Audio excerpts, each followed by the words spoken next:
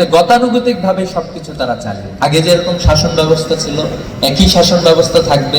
আমাদের সকল মানুষ সুন্দরভাবে বসবাস করবে। আমরা অলরেডি আজকে দেখলাম, কিছুক্ষণ আগে একটা খবর দেখলাম যে বনানীতে একজন গৃহকর্মীকে, একটা শিশুকে উপর থেকে ফেলে দেওয়া হয়েছে, মেরে ফেলা হয়েছে। কয়েকদিন আগে আমরা দেখলাম বেশ কয়েকটি দুর্ঘটনা সামনে ঘটেছে, আমাদের কাছে আসলো কয়েকটি ধর্ষণের ঘটনা ঘটেছে। আমরা দেখতে পাচ্ছি একের পর এক অন্যায় অনিয়ম করে যাচ্ছে কিছু মানুষ।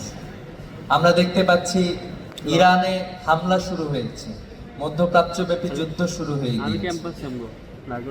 এরকম একটি সময়ে যখন মুসলিম বিশ্ব সংকটে আছে, কতিপয় মানুষ, আল্লাহ তাআলা পবিত্র কোরআনে বলেছেন উলাইকা কাল আনআম বাল হুম আদল, এরা হচ্ছে পশু পাখির মতো, জন্তু জানোয়ারের মতো, অথবা তার চেয়ে বেশি নিকৃষ্ট তাদের যে অ্যাক্টিভিটিস, তাদের যে কার্যকলাপ।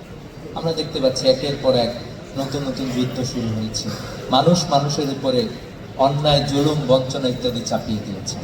তো এরকম একটি জায়গায় আমরা বিশ্বাস করি বাংলাদেশের তরুণরা নতুন এক বাংলাদেশ বিনির্মাণের জন্য বদ্ধপরিকর। বাংলাদেশের তরুণরাই জুলাই বিপ্লবে রাস্তায় নেমে বাংলাদেশকে পরিবর্তন করেছিল।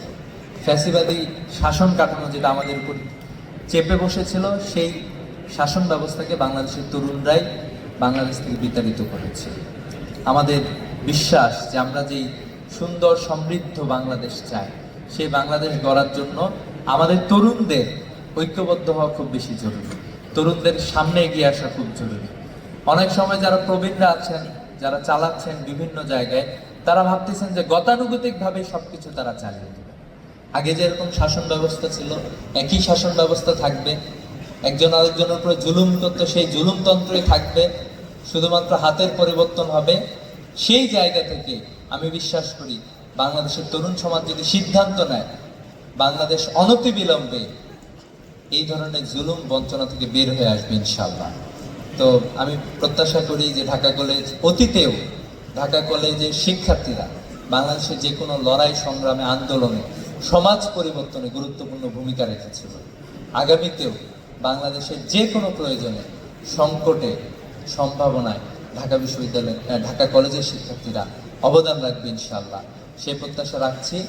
এবং আমরা সবাই মিলে সামনের দিকে এগিয়ে যাব, ঐক্যবদ্ধভাবে সামনের দিকে এগিয়ে নিয়ে যাব।